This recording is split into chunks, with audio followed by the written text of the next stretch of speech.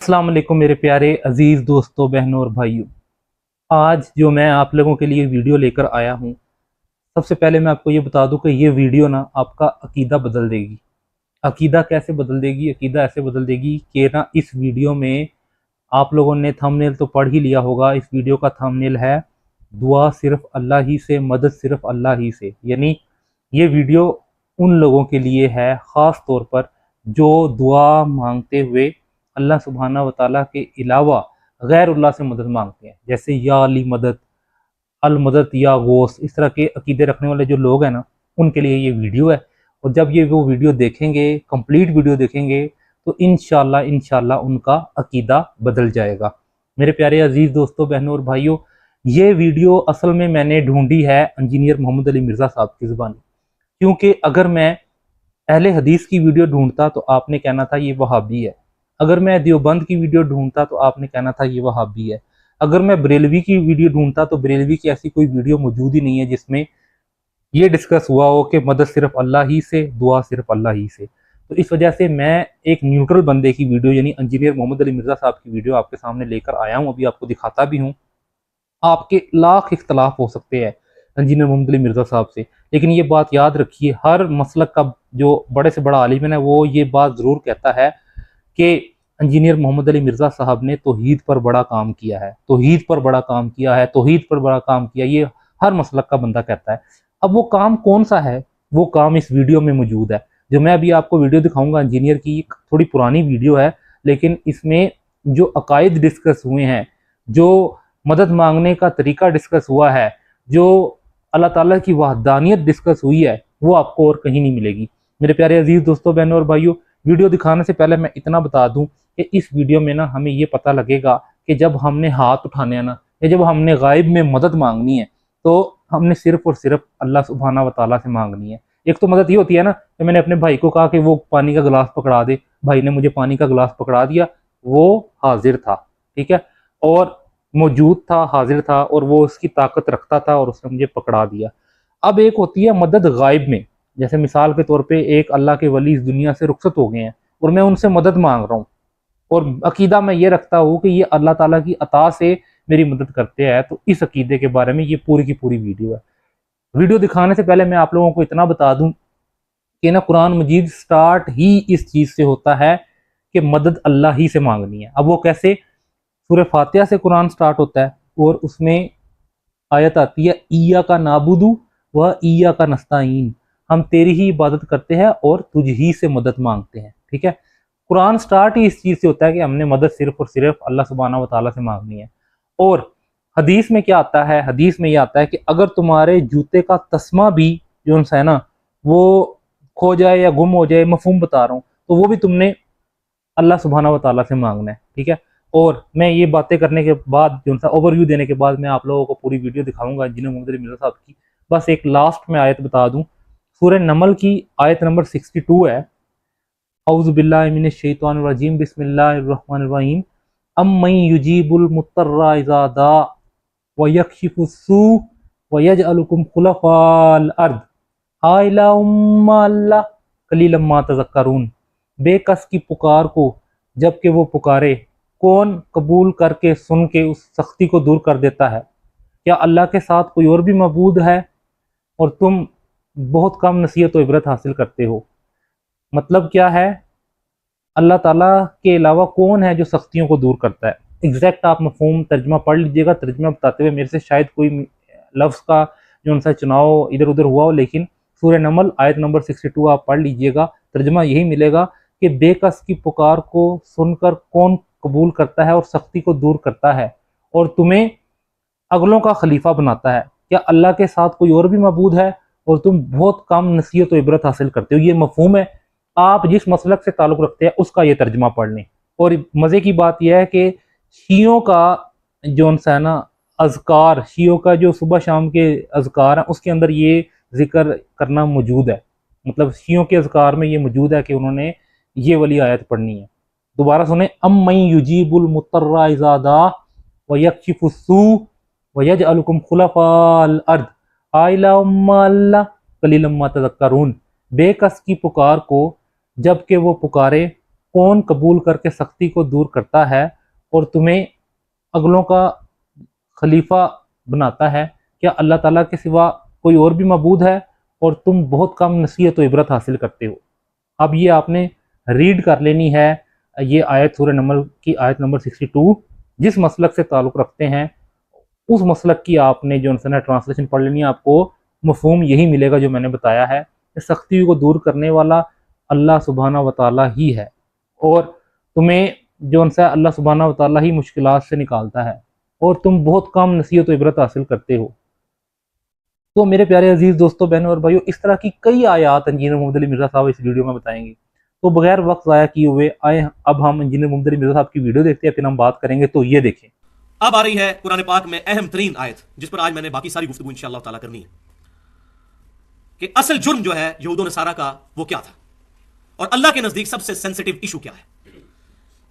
इन्नल्लाह ला यगफिरु अन युशरक बिह, बेशक अल्लाह ताला इस गुनाह को तो हरगिज माफ नहीं करेगा कि उसके साथ शिर्क किया जाए।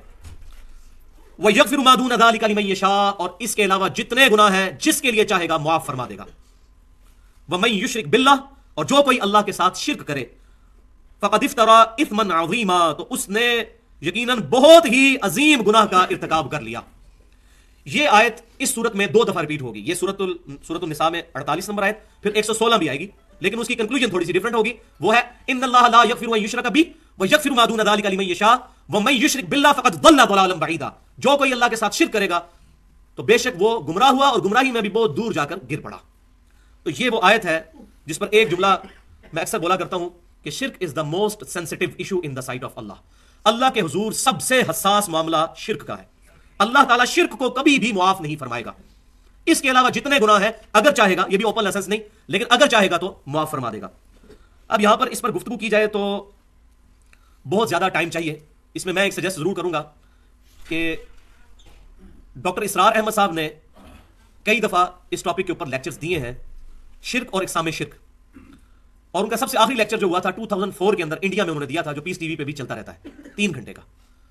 तो कतई नजर के डॉक्टर इसरार साहब से क्या गलतियां हुई, जाहिर है कि उनके लिए प्रोफेसी का अकीदा तो हम रखते नहीं है। हर इंसान से किसी न किसी मामले में गलती हो सकती है, अल्लाह ताला उनकी गलतियां माफ फरमाए। बाकी जो उन्होंने शिर्क के हवाले से यकीन जाने के जो काम किया है उस लेक्चर के अंदर, वो अपनी मिसाल आप है। शिर्क और इक़साम शिर्क यूट्यूब पे भी आपको मिल जाएगा, वो डिटेल में सुनने के लिए उसको जरूर हम सुने। मुंतखब निसाब में भी उन्होंने तकरीबन 4 घंटे के लेक्चर रिकॉर्ड करवाए थे, 1-1 घंटे के 4 लेक्चर शिर्क और इक़साम शिर्क के ऊपर, तो वो जरूर सुन लिया जाए। अच्छी बात किसी की भी हो वो ले लेनी चाहिए, बल्कि हमें तो ये दर्स दिया गया सही बुखारी किताबुल वकाला चैप्टर में इंटरनेशनल नंबरिंग के मुताबिक 2311 नंबर हदीस है कि आयतुल कुर्सी का वजीफा शैतान ने दिया था और आप सल्लल्लाहु अलैहि वसल्लम ने उसको एंडोर्स किया। सैयदना अबू हुरैरा रज़ियल्लाहु ताला अन्हु से फरमाया कि है तो वो झूठा था, लेकिन उसने बात सच्ची की कि जो शख्स आयतुल कुर्सी पढ़ के रात को सो जाए, सुबह तक एक फरिश्ता उसकी हिफाजत फरमा करता है अल्लाह की तरफ से। अल्लाह ताला उस पर एक फरिश्ता जो है वो मुहाफिज के तौर पर, निगहबान के तौर पर मुसल्लत फरमा देता है।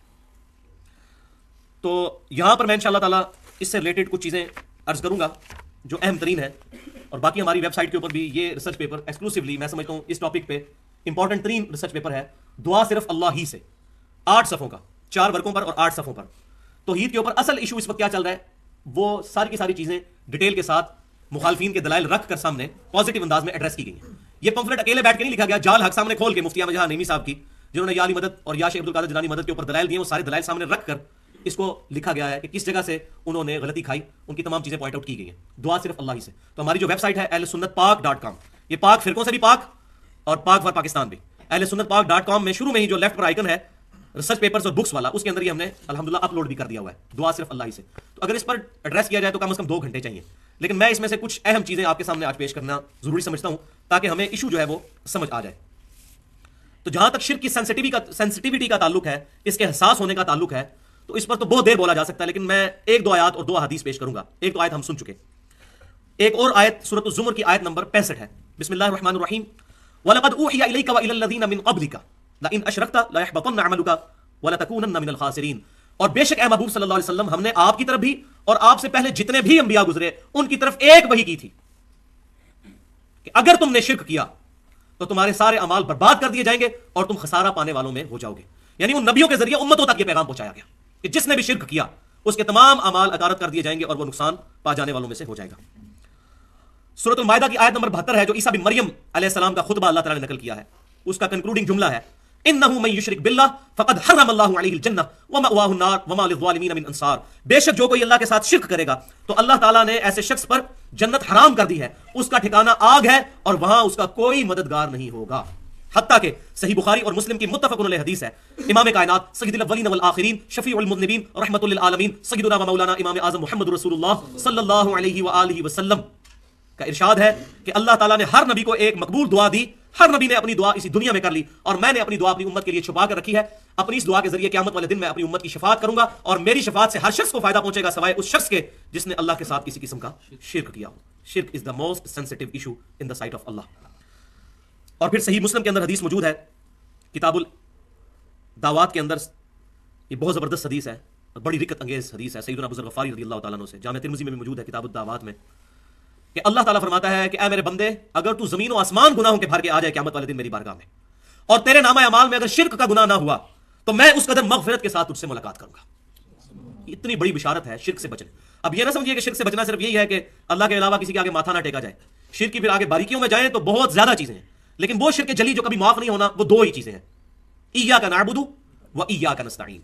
बाकी बारीकी चीजें जो आती हैं जो शिर्क खफी में है वो काबिल माफी हैं, लेकिन अंबिया किराम उनसे भी पाक होते हैं। इसीलिए इब्राहीम अलैहिस्सलाम का जब भी जिक्र किया गया उनको जितनी भी डिग्रियां दी गई एंड पे क्या फरमाया गया, मा काना इब्राहीम यहूदिय्युन वला नसरानिया, मा काना इब्राहीम यहूदिय्युन वला नसरानिया।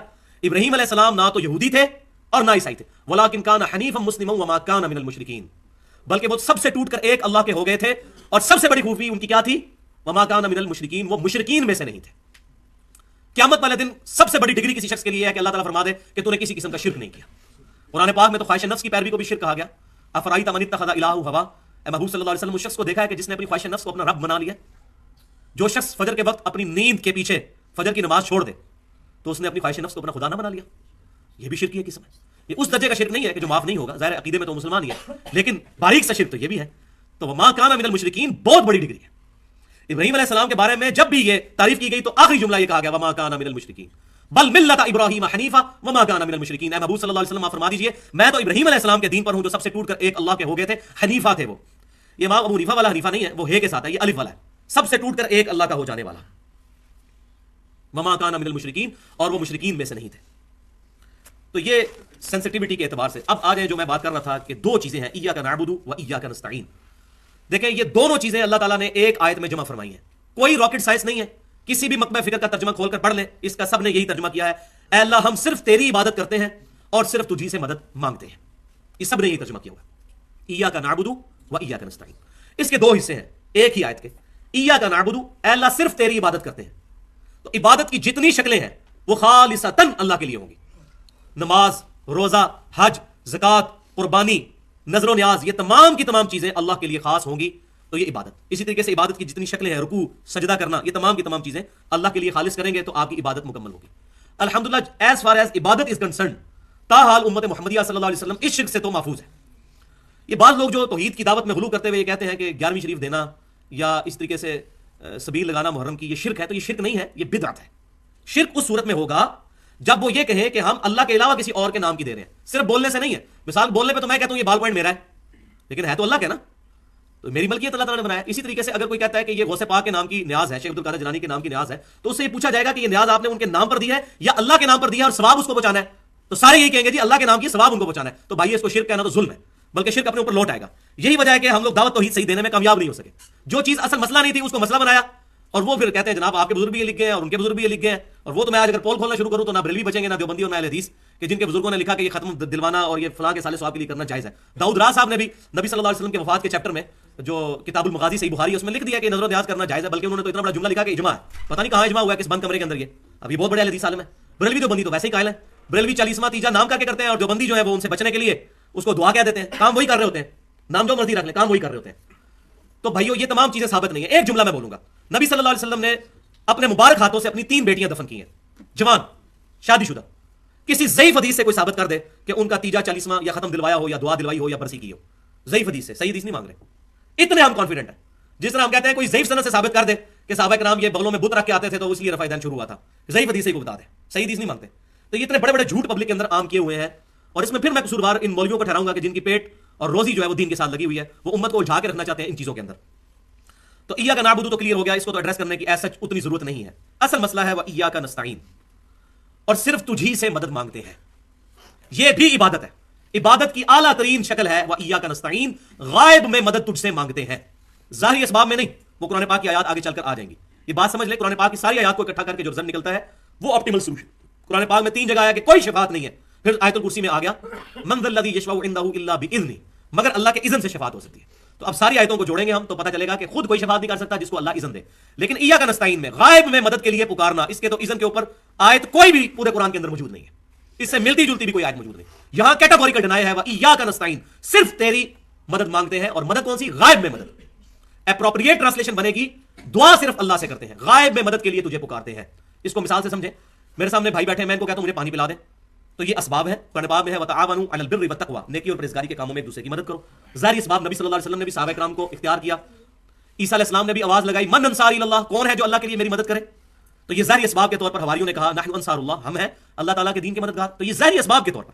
لیکن جس بھائی سے یہاں بیٹھے میں پانی مانگ رہا ہوں، یہ بھائی بغداد شریف میں ہو اور وہاں بھی قبر شریف کے اندر دفن ہو، اور میں یہ کہوں کہ بھائی مجھے پانی پلا دیں، وہی بات، وہی جملہ، وہی بندہ شرک ہو جائے گا، کیونکہ غائب میں پکار رہے ہیں. تو اپروپریٹ ٹرانسلیشن ایاک نستعین کی کیا بنی؟ دعا صرف اللہ ہی سے، غائب میں مدد کے لیے صرف تجھی کو پکارتے ہیں. لہذا اس مسئلے میں یہ بات یاد رکھیں کہ خصوصاً ہمارے بریلوی مکتبہ فکر کے جو بھائی ہیں، میں بھی خود 31 سال تک بریلوی رہا، اب میری 34 سال عمر ہے، ان کو یہ بتایا جاتا ہے کہ جو شخص سیدنا علی رضی اللہ تعالیٰ عنہ سے دعا نہیں مانگے گا، یہی بات شیعہ کو بھی بتائی جاتی ہے کہ جو حضرت علی سے دعا نہیں مانگے گا تو اس کو یہ کنسپٹ دیا جاتا ہے شاید وہ سیدنا علی کا گستاخ ہو جائے گا. پھر یا جو شیخ عبد القادر جیلانی رحمۃ اللہ علیہ سے مدد نہیں مانگے گا یا غوث اعظم دستگیر، تو شاید بزرگوں کا گستاخ ہو جائے گا. تو یہ اصل میں بیماری ہے جو ان کو بتائی جاتی ہے. اس کو کوئی نہیں ایڈریس کرتا کہ وہ بیچارے کیوں مدد کے لیے پکار رہے ہیں. ان کو بتایا یہ گیا کہ اگر مدد کے لیے نہیں پکارو گے تو ان ہستیوں کے گستاخ بن جاؤ گے. واللہ چھوٹی سی بات اگر ان سے کر دیں تو ان کو یہ بات سمجھ آ جائے گی، کوئی مشکل کام نہیں ہے. لیکن اس کے لیے پھر فرقوں سے نکلنا پڑے گا. فرقوں میں آئیں گے پھر تو آپ مسلک بچائیں گے، دین نہیں بچے گا. سیدھی سی بات ہے. وہ کیا ہے؟ ان کو صرف یہ بات پوچھ لیں ساروں سے، جو لوگ بھی اس قسم کے کام کر رہے ہیں، بریلوی ہوں، دیوبندی ہوں، اہل حدیث ہوں، شیعہ ہوں، کوئی بھی ہو، اس سے صرف یہ بات پوچھیے کیا اللہ کے علاوہ کسی کی عبادت ہو سکتی ہے؟ مجھے بتائیں کوئی بھی مسلمان اس روئے ارض پہ کسی بھی مکتبہ فکر کا یہ بات کہنے کے لیے تیار ہے کہ اللہ کے علاوہ کسی کی عبادت ہو سکتی ہے؟ کوئی نہیں، کوئی بھی نہیں کہے گا. تو اس کو کہیں کہ بھائی دعا بھی عبادت کی ایک قسم ہے، اور آپ کو یہ بات پتہ ہے کہ یہ اعلیٰ ترین قسم ہے عبادت کی. وہ آگے میں دلائل بھی قرآن پاک سے اور حدیث سے دوں گا. تو دعا ہے عبادت، عبادت اللہ کے علاوہ کسی کی ہو نہیں سکتی. تو آپ یہ بتاؤ کہ سیدنا علی سے دعا کرنا جائز ہے؟ واللہ کتنے لوگوں کو بتایا انہوں نے کہا جی نہیں واقعی یہ ناجائز ہے. مسئلہ تو ان کو بتایا جائے کہ اصل مسئلہ اٹکا کہاں پہ ہوا ہے ان کا. وہ اس کو گستاخی سمجھ رہے ہیں. اور پھر ان کو مثال کے طور پر وہ سنن ابن ماجہ کی حدیث بتائیں. نبی صلی اللہ علیہ وسلم کو ایک صحابی نے آ کے سجدہ کیا. آپ صلی اللہ علیہ وسلم نے فرمایا کتاب النکاح چیپٹر میں، اپنا سر اٹھاؤ، اگر میں سجدے کو جائز سمجھتا تو بیویوں سے کہتا کہ اپنے خاوندوں کو سجدہ کریں اس حق کے سبب جو اللہ تعالیٰ نے ان کو دیا ہے، خاوندوں کو اپنی بیویوں کے اوپر. تو آپ صلی اللہ علیہ وسلم نے سجدے سے روک دیا. آپ صلی اللہ علیہ وسلم نے معاذ اللہ استغفر اللہ اپنی گستاخی کروائی. اس صحابی نے تو حضور کی عزت کے لیے آپ صلی اللہ علیہ وسلم کو سجدہ کیا تھا. تو اگر یہ گستاخی والا فارمولہ مان دیا جائے تو حضور نے خود اپنی گستاخی کروائی، منع کر دیا. یا آپ کو تو کہنا چاہیے تھا عشق دے چلے نمبر لے گئے عقل والے تو انہیں عمرہ گالیاں، یہ کہہ دینا چاہیے تھا. لیکن آپ صلی اللہ علیہ وسلم نے نہیں فرمایا، کیونکہ عبادت خالصتاً اللہ کے لیے. اور الحمدللہ یہ امت توحید ہے. بریلوی ہو، دیوبندی ہو، اہل حدیث ہو، شیعہ ہو، سب کو یہ بات پتہ ہے کہ عبادت اللہ کے علاوہ کسی کی نہیں ہو سکتی. سیدھی سی بات ہے. یہ بہت بڑا ایسٹ ہے ہماری امت کے پاس، یہ سب کو کلیئر ہے الحمدللہ. ہم بتا نہیں سکتے کہ مسئلہ اصل میں کیا ہے، کہ دعا بھی عبادت ہے، اللہ کے علاوہ کسی اور کی نہیں ہو سکتی. تو اس طریقے سے بات سمجھائی جائے تو بات سمجھ آ جائے گی. اب 3 پوائنٹ اس میں سمجھ لیں جس کے اوپر ساری کی ساری گمراہی کھڑی ہے. پہلی بات یہ کہ وہ یہ پوچھتے ہیں جو لوگ غیر اللہ کو مدد کے لیے پکارتے ہیں، تو وہ یہ کہتے ہیں کہ کیا آپ اس لیے غیر اللہ کو پکارنے کو منع کرتے ہیں مدد کے لیے کہ غیر اللہ کو پکارنا شرک ہے غائب میں؟ تو اس کا جواب ہے نہیں، غیر اللہ کو غائب میں پکارنا شرک نہیں ہے. یہ جھگڑے ہی نہیں ہے، ہم پکارتے ہیں. صحیح بخاری اور مسلم کی متفق علیہ حدیث ہے، آپ صلی اللہ علیہ وسلم نے تشہد اس طرح تعلیم فرمایا صحابہ کرام کو جس طرح قرآن. یہ جو مشہور ہے یہ شب معراج کی اللہ اور رسول کی گفتگو ہے، یہ جھوٹ ہے. یہ جلال الدین سیوطی صاحب نے پتہ نہیں کہیں سے نقل کیا ہے، دنیا کی کسی حدیث کی کتاب میں یہ نہیں ہے. یہ دعا آپ نے خود سکھائی ہے، اتحیات للہ والصلوات والطیبات. اس میں کیا آتا ہے؟ السلام علیکم ایھا النبی، اے نبی صلی اللہ علیہ وسلم آپ پر سلام ہو. آپ کو غائب میں پکارا جا رہا ہے، مدد کے لیے نہیں، صرف پکارا جا رہا ہے. یہ شرک نہیں ہے. اور اس حدیث میں آگے موجود ہے کہ جب تم یہ سلام پڑھو گے اللہ تعالیٰ تمہارا سلام پہنچا دے گا. غائب میں پکارنا جھگڑا نہیں ہے. اچھا جی، پھر دوسری بات وہ کہتے ہیں کہ جی کیا آپ اس لیے غیر اللہ کو پکارنے کو شرک کہتے ہیں کہ دور سے سن نہیں سکتا اللہ کے علاوہ کوئی اور؟ جس کو نیند آ رہی ہے نا کھڑا ہو جائے. اس سے پہلے کہ میں درس بند کر دوں، اتنا بڑا ایشو میں ایڈریس کر رہا ہوں، اور یہ میں بہت بڑا جملہ بولنے لگوں، اس کو کسی نے بھی اس طریقے سے ایڈریس نہیں کیا. اٹھا کے دیکھ لیں سارے توحید والوں کے لیکچر، ان کو مسئلہ ہی نہیں پتا کہ اس وقت کیا ہے. یہ مسئلہ وہ بتائے گا جو اس گمراہی سے نکل کر آئے. تو وہ یہ پوچھیں گے کہ آپ اس لیے اس کو شرک کہتے ہیں کہ دور سے کوئی سن نہیں سکتا؟ نہیں، یہ وجہ بھی نہیں ہے. قرآن پاک میں موجود ہے سیدنا سلیمان علیہ السلام نے بہت دور سے چیونٹیوں کے آپس میں گفتگو کی آواز سن لی تھی. اللہ تعالیٰ چاہے تو سنا سکتا ہے، یہ مسئلہ ہی نہیں ہے. پھر تیسری بات وہ کریں گے کہ کیا آپ اس لیے اس کو شرک کہہ رہے ہیں کہ اللہ تعالیٰ کسی کو اذن نہیں دے سکتا مدد کا؟ تو اس کا بھی جواب ہے نہیں، یہ بھی وجہ نہیں۔ اب آپ پرچار ہوں گے پھر وجہ کیا ہے؟ یہ بھی وجہ نہیں ہے۔ اللہ تعالیٰ چاہے تو اذن دے سکتا ہے۔ سیدنا میکائیل علیہ السلام کی ڈیوٹی نہیں ہے بارش برسانے کی، جبرائیل علیہ السلام کی ڈیوٹی نہیں تھی وہی لانے کی، فرشتوں کی ڈیوٹیاں نہیں لگی ہوئی ہیں۔ صحیح بخاری میں حدیث نہیں کہ جو آیت الکرسی پڑھتا ہے اللہ تعالیٰ ایک فرشتہ اس کے اوپر محافظ کے طور پر مقرر فرما دیتا ہے؟ تو اذن دیا ہوا ہے حفاظت کرنے کا، تبھی حفاظت کرتا ہے نا۔ انہیں کھٹو سا فرشتہ تو نہیں کوئی ہوتا، اس کے پاس اختیار بھی تو ہوتا ہے نا اللہ کے اذن سے۔ یہ بھی جھگڑا نہیں ہے۔ تو جھگڑا کیا ہے؟ صرف ایک، غائب میں مدد کے لیے پکارنا۔ غائب میں پکارنا شرک نہیں ہے، بلکہ قرآن و حدیث سے ثابت ہے۔ جہاں جہاں ثابت ہے وہاں تو سنت ہوگی، جہاں ثابت نہیں بدعت کہیں گے، شرک نہیں ہوگا۔ دور سے سننے والا بھی ایشو نہیں ہے، اللہ تعالیٰ چاہے تو سنا سکتا ہے۔ اسی طریقے سے وہ بھی جہاں جہاں ثابت ہے، جیسے بخاری مسلم کی متفق علیہ حدیث ہے، جب مردے کو دفنا کے جاتے ہیں تو جانے والوں کے قدموں کی آواز بھی سنتا ہے، اللہ مردے کو بھی سنا سکتا ہے۔ تیسرا، اذن والا چکر بھی نہیں، فرشتوں کی اللہ تعالیٰ نے ڈیوٹیاں لگائی ہوئی ہیں۔ مسئلہ یہ ہے کہ فرشتوں کو پکار نہیں سکتے، فرشتوں کو پکاریں گے تو خالصتاً شرک ہو جائے گا۔ یہ جھگڑا ہے ہی نہیں کہ اختیار ہے یا نہیں ہے، سیدنا علی کو اختیار ہو یا نہ ہو، شیخ عبد القادر جیلانی رحمۃ اللہ علیہ کو اختیار ہو یا نہ ہو، یا کسی بھی نبی کو یا جن کو فرشتے کو اختیار ہو یا نہ ہو، اس سے فرق ہی نہیں پڑتا۔ اصل مسئلہ یہ ہے کہ غائب میں مدد کے لیے پکارنا شرک ہے۔ سب سے بڑا مشکل کشا اس وقت سورج ہے۔ سائنٹیفک فیلڈ کے لوگ سمجھتے ہیں پوری دنیا کا نظام سورج کی وجہ سے چل رہا ہے۔ سورج کی وجہ سے زمین پہ موسم تبدیل ہوتے ہیں، سمندروں کا پانی ویپریٹ ہو کر گلیشیئرز کی شکل میں پانی جمع ہوتا ہے پہاڑوں پر، وہاں سے وہ چلنا شروع ہوتا ہے۔ پوری دنیا کا نظام، پودے اپنی خوراک سورج کی روشنی سے بناتے ہیں، فوٹوسنتھسس کے ذریعے، پودوں کو جانور کھاتے ہیں، ہم جانوروں کو کھاتے ہیں، پورا سسٹم سورج کی وجہ سے چل رہا ہے۔ تو ہم کیا کہیں گے؟ المدد یا سورج؟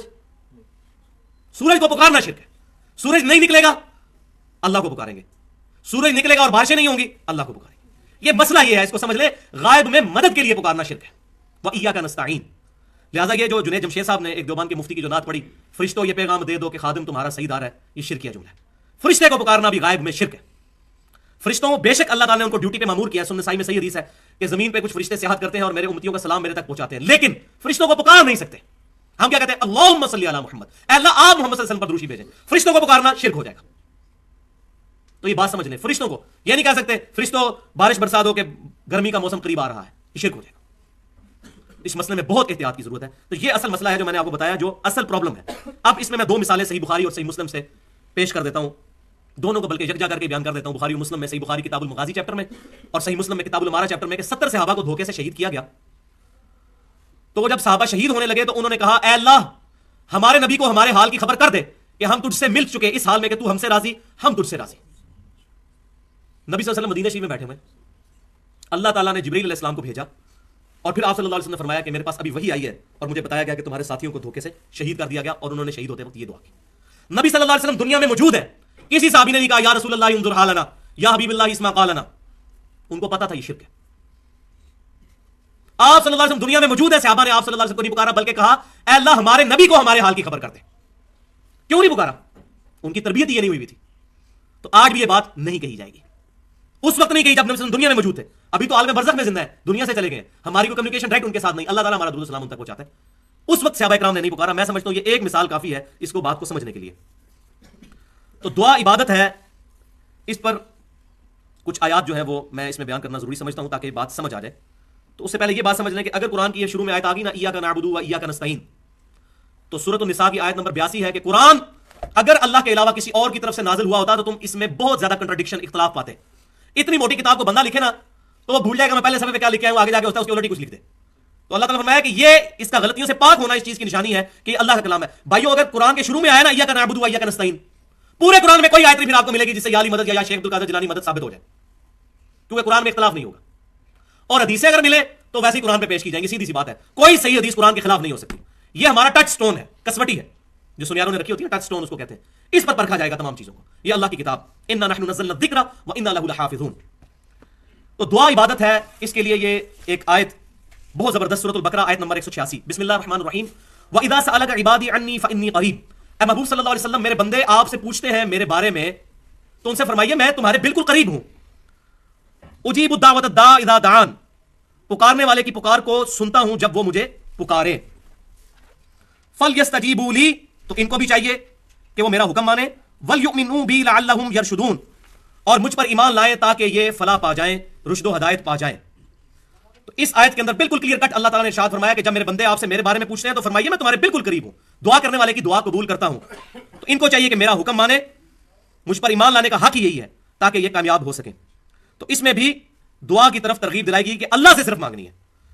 دوسری آیت یہ بہت سخت ترین آیت ہے، سورۃ النمل کی آیت نمبر 63، بسم اللہ الرحمن الرحیم، अम्मन युजीबुल मुत्तर्रा इज़ा दआ, भला कौन है वो जो मुसीबत में घिरे हुए शख्स की फरियाद को सुन लेता है, वह यक्शिफुस सू, और उससे बुराई को दूर कर देता है, उसकी तकलीफ दूर कर देता है, वयजअलुकुमुल खुलफा वयजअलुकुम खुलफाअल अर्द, और जमीन में तुम्हें अगलों का खलीफा बनाता है।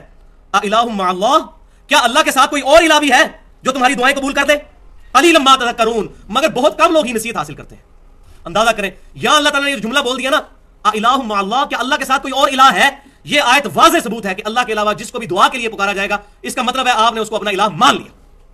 सीधी सी बात है, ये मैंने अपनी तरफ से बात नहीं की, ये आयत है वाज़ेह तौर पर। और फिर नबी सल्लल्लाहु अलैहि वसल्लम की जामिया तिरमिज़ी सुनन नबी दाऊद के अंदर हदीस सही सनद के साथ मौजूद है। आप सल्लल्लाहु अलैहि वसल्लम ने फरमाया अद्दुआ हुवल इबादा, दुआ ही इबादत है। फिर आप सल्लल्लाहु अलैहि वसल्लम ने सूरतुल मुमिन की आयत नंबर 60 तिलावत फरमाई, वक़ाल रब्बुकुम उदऊनी अस्तजिब लकुम, और तुम्हारे रब ने यह फरमाया है कि मुझसे दुआ करो, मैं तुम्हारी दुआ को कबूल करूंगा। दुआ ही इबादत है, उसकी दलील पर आप सल्लल्लाहु अलैहि वसल्लम ये आयत पढ़ रहे हैं, इन्नल्लज़ीना यस्तकबिरूना अन इबादती, बेशक जो लोग मेरी इबादत से तकब्बुर करते हैं। इबादत क्या? दुआ। एक ही आयत में जिक्र हो रहा है, इबादत से तकब्बुर करते हैं, मुझसे दुआ नहीं करते। सयदखुलूना जहन्नम दाखिरीन, अन करीब मैं उनको ज़लील व ख्वार करके दोज़ख में दाखिल करूंगा। वलियाउज़ु बिल्लाहि ताला। क्या हस्ती है, दुनिया में कोई फकीर किसी अमीर के पास जाए तो वो नाराज होता है, और अल्लाह ताला कह रहा है जो मुझसे नहीं मांगता मैं उससे नाराज होता हूं, मांगने वाले से तो खुश होता हूं। सुब्हानल्लाहि व बिहम्दिही सुब्हानल्लाहिल अज़ीम।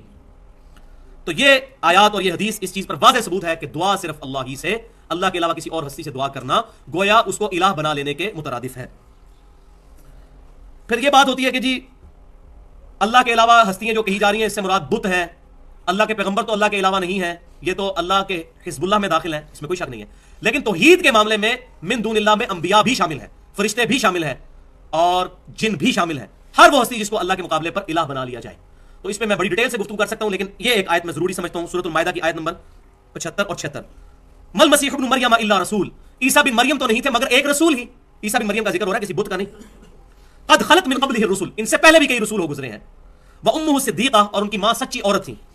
काना याकुलान ताम, दोनों खाना खाया करते थे, खाने के मोहताज थे। कितनी बारीकी के साथ, कितनी प्यारी मिसाल से, ऐसी मिसाल जो पढ़े लिखे को भी समझ आए, इंटेलेक्चुअल को भी और अनपढ़ को भी समझ आ जाए। दोनों खाना खाते थे, जो रोटी का मोहताज आप तुम खुद ही समझ लो तुम्हारा मुश्किल कुशा कैसे हो सकता है। कैफ़ नुबय्यिनु लहुमुल आयात, देखो हम किस तरह, उन्जुर कैफ़ नुबय्यिनु लहुमुल आयात, किस तरह अपनी आयात को खोलकर इनके लिए बयान करते हैं। सुम्मा उन्जुर अन्ना युफकून, फिर इनको भी देखो ये कैसे उल्टे फिरे जाते हैं। ये मुशरिकीन उसके बावजूद ईसा बिन मरियम को अपना मुश्किल कुशा हाजत रवा समझते हैं, पर्टिकुलर ईसाइयों के बारे में। कुल अतअबुदूना मिन दूनिल्लाह, ए महबूब सल्लल्लाहु अलैहि वसल्लम आप फरमा दीजिए क्या तुम अल्लाह के अलावा इनकी इबादत कर रहे हो? अब वो बड़े खुश हो जाते हैं जो लोग शिर्क करने वाले हैं ना, वो कहते हैं हम तो हज़रत ईसा अलैहिस्सलाम की इबादत नहीं करते, ना शेख अब्दुल कादिर जिलानी के करते हैं, लेकिन उनको पता ही नहीं है कि इबादत से मुराद दुआ है। साथ ही आ गया कुल अतअबुदूना मिन दूनिल्लाह, अल्लाह को छोड़कर ये मिन दूनिल्लाह, ईसा बिन मरियम और उनकी वालदा, नबी भी आ गया, वली भी आ गया, उनकी वालदा वलिया। माला यमलिकु लकुम दर्रुन वला नफा, जो ना तुम्हारे किसी नुकसान के मालिक हैं ना नफे के। ईसा बिन मरियम उनकी वालदा किसी नफा नुकसान के मालिक नहीं, उनको पुकार रहे हो तुम। वल्लाहु हुवस समीउल अलीम, और अल्लाह ही है सुनने वाला और जानने वाला। यानी ये दो क्वालिटीज चाहिए किसी भी शख्स के लिए, किसी भी हस्ती के लिए, कि वो किसी की मुसीबत दूर कर सके। और वो क्या क्वालिटीज है? कि सुनने वाला हर चीज का, और उसका इल्म रखने वाला हर वक्त। ये सिर्फ अल्लाह ताला के साथ खास है। इसके अंदर ये बिल्कुल क्लियर कट अल्लाह तबारक व तआला ने इरशाद फरमा दिया। तो ये मैं इस गुफ्तगू को यहीं पर फिलहाल छोड़ता हूं, इंशाल्लाह अगली दफा बाकी पोर्शन इसका जरूर एड्रेस करूंगा इसी आयत के कॉन्टेक्स्ट में। इन्नल्लाह ला यगफिरु अन युशरक बिही व यगफिरु मा दून ज़ालिका लिमन यशा, बेशक अल्लाह ताला इस गुनाह को कभी माफ नहीं करेगा कि अल्लाह के साथ किसी किस्म का शिर्क किया, इसके अलावा जितने गुनाह है माफ कर देगा जिसके लिए चाहेगा। वमन युशरिक बिल्लाह फ़क़द ضل ضلالا بعيدا, जो कोई भी अल्लाह के साथ शिर्क करेगा वो गुमराह हो गया और गुमराही में दूर जाकर गिर पड़ा। तो इसमें अभी काफी शुबहात रहते हैं, वो अगली दफा इंशाअल्लाह ताला मैं एड्रेस करूंगा। अभी पहला पोर्शन इसका मुकम्मल हुआ है कि दुआ इबादत है। अगला पोर्शन होगा 4 बड़े बड़े शुबहात, अश्कलात, जिसको बुनियाद बनाकर लोगों को कहा जाता है कि गैरुल्लाह को पुकारना देखो इन आयतों से साबित होता है। तो वो इंशाअल्लाह मैं एड्रेस करूंगा। और उसके बाद तीसरा और आखिरी इसमें कंक्लूडिंग पोर्शन होगा, वो है कि क्या कलमा गो मुसलमान भी शिर्क कर सकता है? क्योंकि ये बड़ा राग लापा जाता है कि जो एक दफा कलमा पढ़ ले फिर वो मुशरिक हो ही नहीं सकता, जो मर्जी कर ले। तो ये बहुत बड़ा जुल्म है। तो वो हम अहादीस से, कुरान पाक की आयत से बिल्कुल वाज़ेह बताएंगे कि हाँ कलमा गो भी शिर्क कर सकता है। बाकियों को तो छोड़ दे, सहाबा इकराम अलैहिम रिदवान में से कितने लोग थे जिन पर आज हम सहाबी का लफ्ज नहीं बोलते, जो नबी सल्लल्लाहु अलैहि वसल्लम की वफात के बाद मुर्तद हो गए, कोई मुनकरीन ज़कात बनकर, कुछ मुसलमान कज़्ज़ाब को नबी मानकर। तो ऐसा भी हुआ है। आप वसल्लम की मुबारक जिंदगी में बुखारी मुस्लिम की हदीस है, मुत्तफ़क़ुन अलैहि हदीस, आपका कातिब वही था जो वही आपके लिए लिखा करता था, वो मुर्तद हो गया था, ईसाई हो गया था। जब मर गया जमीन में दफनाते थे, जमीन उसको कबूल ही नहीं करती थी। और भाई नबी दुनिया में मौजूद है तो मुशरिक हो रहे हैं, तो ये कौन कहता है कि मुशरिक नहीं हो सकता? कोई हुए। تو وہ انشاءاللہ میں ڈیٹیل سے اگلی دفعہ مزید میرا خیال ہے آدھا گھنٹہ اس ٹاپک کے اوپر لگے گا. میں چاہ رہا ہوں یہ پرٹیکولر ہمارا تمام چیزیں ریکارڈنگ میں آ جائیں. سبحانک اللہم و بحمدک اشہد ان لا الہ الا انت استغفرک و اتوب الیک. جو حق بات میں نے کی ہمارے دلوں میں راسخ فرمائے, اگر کوئی غلط بات منہ سے نکلی تو ہمارے دلوں سے معاف کر دے. وما علینا الا البلاغ المبین. تو آج حصہ نمبر 2 پر پہلے گفتگو کریں گے, جو میں نے بتایا تھا کہ 4 بڑے بڑے شبہات ہیں جس کی بنیاد پر وہ لوگ جو کہ اللہ کے علاوہ اور ہستیوں کو غائب میں مدد کے لیے پکارتے ہیں وہ ان چیزوں کو سہارے کے طور پر استعمال کرتے ہیں. ان کو 4 بڑے اشکالات کہہ لیں, ایمبیگوٹیز کہہ لیں یا شبہات کہہ دیں. بہرحال اللہ تبارک و تعالیٰ نے قرآن پاک کی تعلیمات اس قدر واضح کی ہیں کہ اس کتاب کے اندر نہ تو باطل آگے سے داخل ہو سکتا ہے, نہ پیچھے سے داخل ہو سکتا ہے, نہ دائیں سے نہ بائیں سے. جو کتنی مرضی کوشش کر لے بےایمانی کرنے کی, لیکن اللہ تبارک و تعالیٰ نے اس کتاب کی حفاظت کا ذمہ اپنے اوپر لیا ہے. کمپیریٹیو اسٹڈی بہت ضروری ہے. اگر ایک قادیانی پوری زندگی صرف قادیانیوں کی باتیں سنتا رہے گا اس کو کبھی بھی ختم نبوت سمجھ نہیں آئے گی. اسی طریقے سے اگر کوئی شیعہ صرف اپنی بات سنتا رہے گا اس کو کبھی بھی اہل سنت کا موقف سمجھ نہیں آئے گا. اور اسی طریقے سے اہل سنت صرف اپنے ہی علماء کی باتیں سنیں گے ان کو کبھی بھی شیعہ کے سٹانس کے بارے میں سمجھ نہیں آئے گی. تو کمپیریٹیو اسٹڈی کرنے کے لیے تمام علماء سے ان کی رائے کتاب و سنت کے مطابق پوچھنی اور پھر حق تک پہنچنے کے لیے اللہ کے حضور دعا کرنا یہ ضروری ہے. تو وہ 4 بڑے شبہات اشکالات کیا ہیں اس کو ایڈریس کریں گے, اور پھر اس کا آخری حصہ, تیسرا اور آخری حصہ, کہ کیا کلمہ گو مسلمان بھی شرک کر سکتا ہے کہ نہیں. کیونکہ آج بہت زیادہ یہ راگ الاپا جا رہا ہے اور بڑے بڑے علماء جو ہیں وہ بڑی بڑی توحید کانفرنسیں کر کے لوگوں کو یہ بتا رہے ہیں کہ شرک تو 1400 سال پہلے ختم ہو چکا ہے, لہٰذا کوئی پریشانی اور ٹینشن کی ضرورت نہیں ہے. تو انشاءاللہ اس کو بھی آج ایڈریس کیا جائے گا. تو پہلے حصہ نمبر 2 جو ہے 4 بڑے اشکالات وہ کیا ہیں اس کو میں انشاءاللہ ایڈریس کرتا ہوں. تو اس میں اشکال نمبر 1 یہ ہے کہ نیک اعمال جو ہیں یہ اللہ تعالیٰ کی مدد کا ذریعہ ہے. اس پر قرآن پاک سے آیات پیش کی جاتی ہیں اور پھر کہا جاتا ہے کہ نیک اعمال بھی چونکہ غیر اللہ ہے لہٰذا غیر اللہ سے مدد مانگنا جائز ٹھہرا. حالانکہ قرآن پاک کا جو ادنا سا بھی اسٹوڈنٹ ہے میری طرح کا, اگر ان آیات کو پڑھ لے تو اس کو خود بخود کنسیپٹ کلیئر ہو جائے گا کہ یہ آیات کس کانٹیکسٹ کے اندر آئی ہیں. اس میں جو سب سے مشہور آیت پیش کی جاتی ہے سورۃ البقرہ کی آیت نمبر 153, بسم اللہ الرحمن الرحیم, یا ایھا الذین آمنوا استعینوا بالصبر والصلاۃ. اے ایمان والو مدد چاہو نماز اور صبر کے ذریعے. لیکن یہ پوری آیت اگر پڑھ لی جائے تو چور دروازہ خود ہی بند ہو جائے گا. ان اللہ مع الصابرین, بے شک اللہ تعالیٰ ساتھ ہے صبر کرنے والوں کے. کیا مطلب؟ جو شخص صبر کرتا ہے اللہ تعالیٰ کی مدد اس کی شامل حال ہوتی ہے. وَاسْتَعِینُوا بِالصَّبْرِ وَالصَّلَاةِ کا یہ مطلب نہیں ہے کہ نماز اور صبر کو مدد کے لیے پکارا جائے. اس کا مطلب ہے نماز اور صبر کے ذریعے ان اعمال کو وسیلہ بنا کر اللہ کے حضور دعا کی جائے. اگر یہ غیر اللہ سے مدد مانگنا ہو تو پھر یہ کہنا جائز ہوا, المدد یا صبر, المدد یا نماز. یہ کوئی بیوقوف بھی نہیں کہتا. پھر ان آیات کو یا علی مدد اور یا شیخ عبد القادر جیلانی مدد کے طور پر پیش کرنا اس سے بڑی کوئی بیوقوفی نہیں ہے. تو قرآن پاک اپنی حفاظت خود کرتا ہے. اے ایمان والو نماز اور صبر کے ذریعے اللہ کی مدد چاہو, ان اللہ مع الصابرین, بے شک اللہ تعالیٰ کی مدد ساتھ ہے صبر کرنے والوں کے. اسی طریقے سے ایک مشہور حدیث پیش کی جاتی ہے صحیح مسلم میں کہ سیدنا ربیعہ بن کعب رضی اللہ تعالیٰ عنہ جو نبی صلی اللہ علیہ وسلم کو وضو کروایا کرتے تھے, آپ صلی اللہ علیہ وسلم نے ایک دن ان پر شفقت فرمائی اور فرمایا کہ ربیعہ مانگ, کیا مانگتا ہے؟ تو انہوں نے کہا یا رسول اللہ صلی اللہ علیہ وسلم میں آپ سے جنت میں آپ کا پڑوس مانگتا ہوں. تو آپ صلی اللہ علیہ وسلم نے فرمایا کہ اس کے علاوہ بھی کچھ اور مانگنا چاہتا ہے تو مانگ. انہوں نے کہا یا رسول اللہ صلی اللہ علیہ وسلم مجھے جنت میں آپ کا پڑوس مل جائے, اس سے بڑھ کر مجھے کسی اور دولت کی ضرورت نہیں ہے, الحمدللہ. تو آپ صلی اللہ علیہ وسلم نے پھر ارشاد فرمایا پھر سجدوں کے ذریعے میری مدد کر, یعنی میری دعا تیرے لیے شامل حال ہوگی لیکن نیک اعمال کے ذریعے, سجدوں کے ذریعے میری مدد کر. اور ساتھ ہی اس کے صحیح مسلم امام مسلم رحمۃ اللہ علیہ وہ حدیث لے کر آئے ہیں. ایک صحابی نے نبی صلی اللہ علیہ وسلم سے پوچھا کہ بتائیے کہ مجھے کوئی ایسا کام بتا دیجئے جو مجھے اللہ تبارک و تعالیٰ کی جنت میں لے جائے. 3 دفعہ پوچھنے پر آپ صلی اللہ علیہ وسلم نے ایک ہی جواب ارشاد فرمایا, تم سجدے بہت زیادہ کیا کرو, ہر سجدہ اللہ کے حضور تیرا ایک درجہ بلند کر دے گا اور تیرا ایک گناہ معاف کر دے گا. اب ان دونوں حدیثوں کو جوڑ لیں, اوپر تلے حدیثیں صحیح مسلم میں یہ کہ نیک اعمال جنت میں پہنچنے کا ذریعہ ہے. اس کو اس کانٹیکسٹ میں پیش کرنا کہ نبی صلی اللہ علیہ وسلم سے انہوں نے جنت مانگی اور آپ صلی اللہ علیہ وسلم نے عطا فرما دی, یہ بالکل بے وقوفی ہے. اور ویسے بھی یہ غائب میں پکارنا تو ہے نہیں, انہوں نے نبی صلی اللہ علیہ وسلم سامنے موجود تھے, ان سے ریکویسٹ کی. آپ صلی اللہ علیہ وسلم نے فرمایا کہ جنت تمہیں ملے گی لیکن نیک اعمال کے ذریعے میری مدد کرو, یعنی نیک اعمال تمہارے شامل حال ہوں, پھر میری دعا کیٹالسٹ کا کام کرے گی اور اللہ تعالیٰ سجدوں کی برکت سے تمہیں جنت میں میرا پڑوس عطا فرما دے گا. اسی طریقے سے صحیح بخاری میں ایک حدیث پیش کی جاتی ہے کتاب الرقاق چیپٹر کے اندر. سیدنا ابو ہریرہ رضی اللہ تعالیٰ عنہ حدیث قدسی روایت کرتے ہیں نبی صلی اللہ علیہ وسلم سے کہ اللہ تبارک و تعالیٰ ارشاد فرماتا ہے جو انسان میرے کسی ولی کے ساتھ دشمنی رکھے میرا اس کے خلاف اعلان جنگ ہے, اور میرا بندہ میرا قرب اس سے زیادہ کسی چیز سے حاصل نہیں کر سکتا جو میں نے اس پر فرض کی ہے. یعنی فرض اعمال اللہ کے قرب کا ذریعہ ہے. میرا بندہ نوافل کے ذریعے میرا قرب حاصل کر لیتا ہے حتیٰ کہ میں اسے محبت کرنے لگتا ہوں. جب میں اسے محبت کرنے لگتا ہوں تو میں اس کا کان بن جاتا ہوں جس سے وہ سنتا ہے, اور میں اس کی آنکھ بن جاتا ہوں جس سے وہ دیکھتا ہے, اور میں اس کا ہاتھ بن جاتا ہوں جس سے وہ پکڑتا ہے, اور میں اس کا پاؤں بن جاتا ہوں جس سے وہ چلتا ہے. سبحان اللہ سبحان اللہ. اب یہ حدیث اتنی پڑھتے ہیں, پوری حدیث نہیں پڑھتے, اور پھر کہتے ہیں جی دیکھیں جی جو اللہ کا ولی ہے, اب اللہ کہہ رہا ہے میں اس کے ہاتھ بن جاتا ہوں, تو یہاں سے ہاتھ پھر اس کا کہاں سے کہاں پہنچ جائے گا. آگے ضربیں تقسیمیں لگا کے خود رزلٹ نکالنے شروع کر دیتے ہیں بجائے پوری حدیث پڑھنے کے. اس کا معاذ اللہ استغفر اللہ یہ مطلب لینا ہی کفر ہے کہ اللہ تعالیٰ بندے کے اندر حلول کر جاتا ہے یا بندے کے عذاب اللہ کے عذاب بن جاتے ہیں. اللہ تبارک و تعالیٰ تو ان تمام چیزوں سے پاک ہے. لیس کمثلہ شیء. اللہ کے ہاتھ کا بھی اگر قرآن میں ذکر ہے تو وہ اس طرح ہاتھ نہیں ہے. ہم اس کی کیفیت کے پیچھے نہیں پڑتے.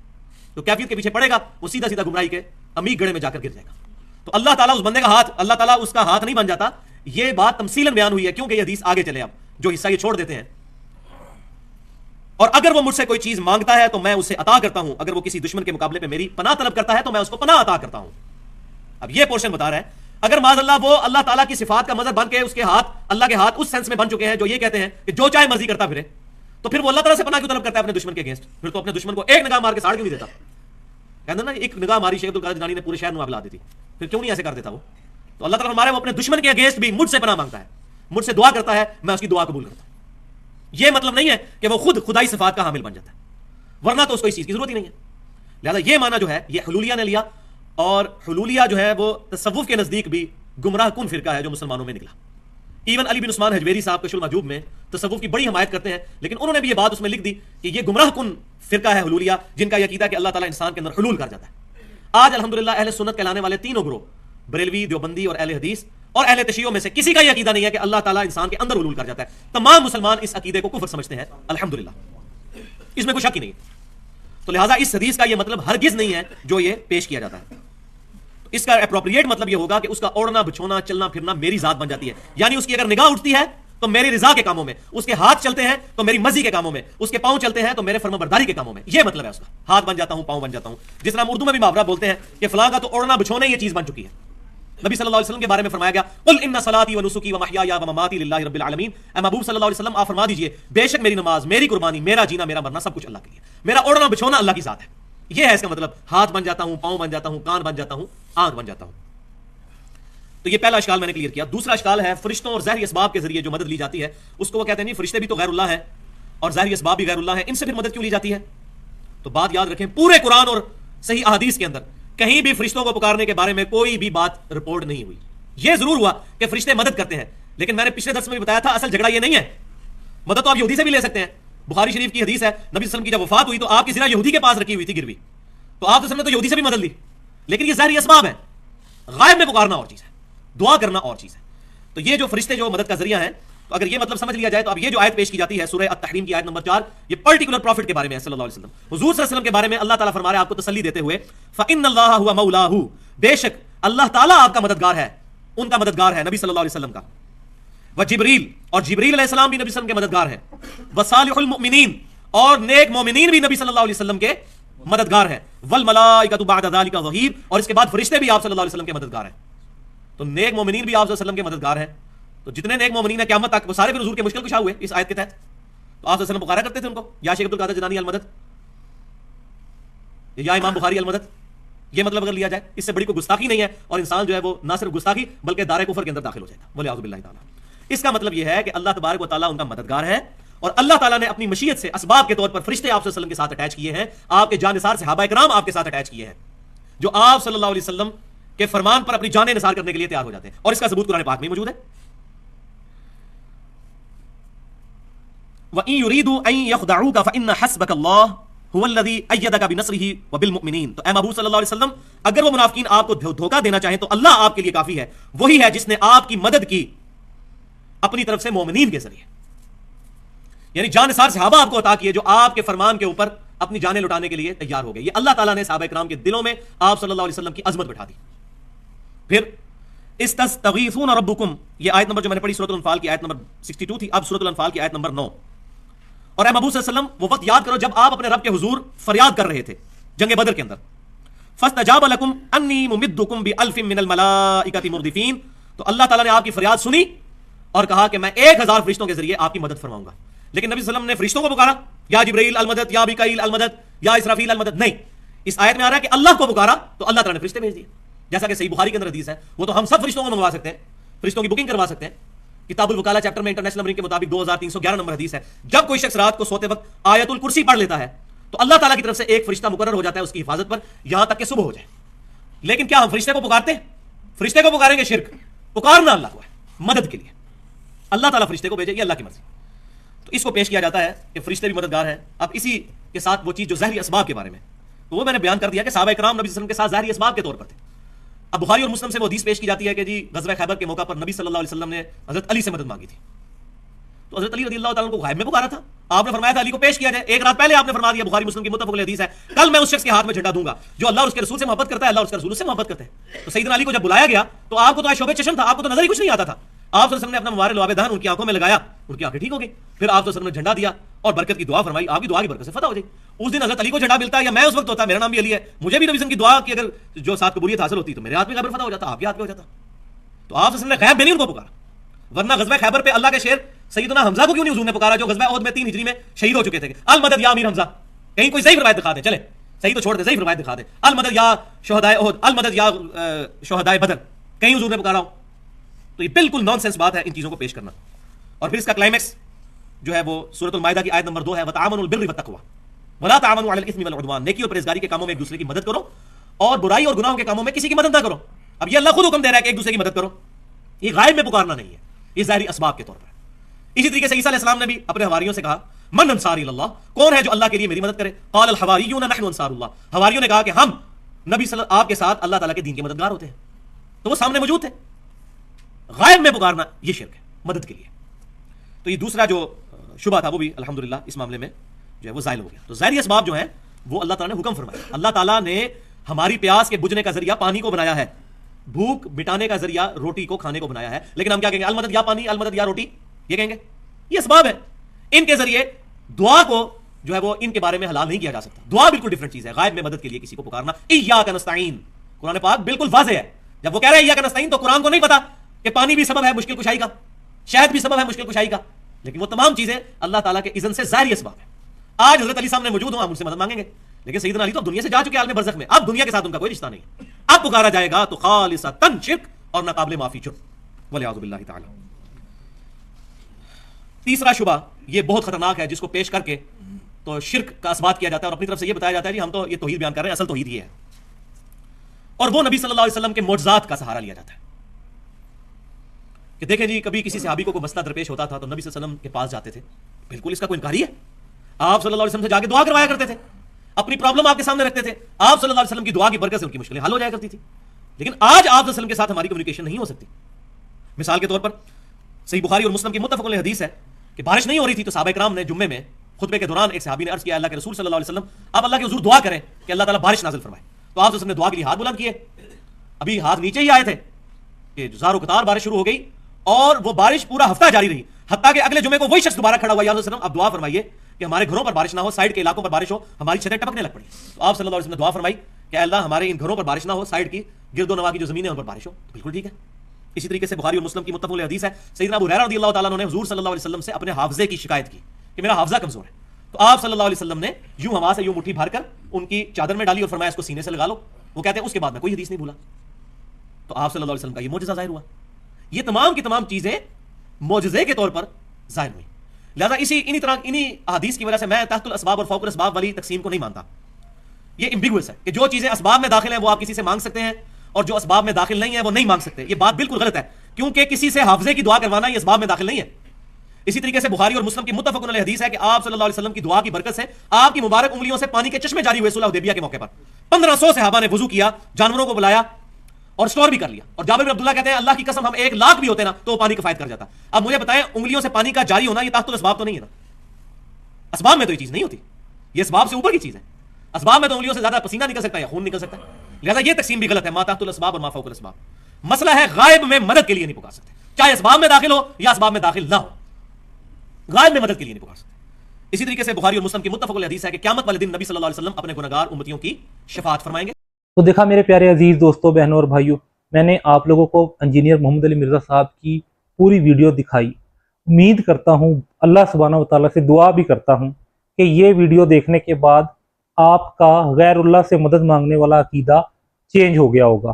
یہ ویڈیو اگر آپ نے کمپلیٹ دیکھی ہے, ریفرنس نوٹ کیے ہیں اور ویریفائی کیے ہیں اور چیک کیا ہے, جو علی بھائی نے بتایا ہے وہ قرآن میں حدیث میں موجود ہے, اور جو آیت میں نے بتائی تھی شروع میں وہ موجود ہے, اس کا مفہوم موجود ہے, ہم جس مسلک سے تعلق رکھتے ہیں اس مسلک میں ترجمہ اور مفہوم وہی چیز ہے, تو آپ لوگوں کا عقیدہ الحمدللہ قرآن و سنت والا ہو گیا ہوگا.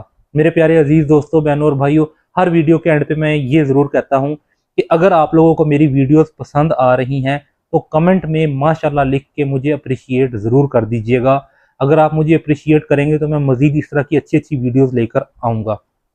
اور لاسٹ میں ایک ریکویسٹ ہے، میرے بولنے سے غلطی ہو سکتی ہے، میں کوئی عالم تو ہوں نہیں، اگر میرے منہ سے کوئی غلطی ہوئی ہے، کوئی غلط چیز بیان ہوئی ہے تو میں پہلے ہی ہاتھ جوڑ کے آپ سے معافی مانگتا ہوں، مجھے معاف کر دیجئے گا اور میرے لیے بھی دعا کیجئے گا، میری ہدایت کے لیے بھی دعا کیجئے گا. جزاکم اللہ خیر.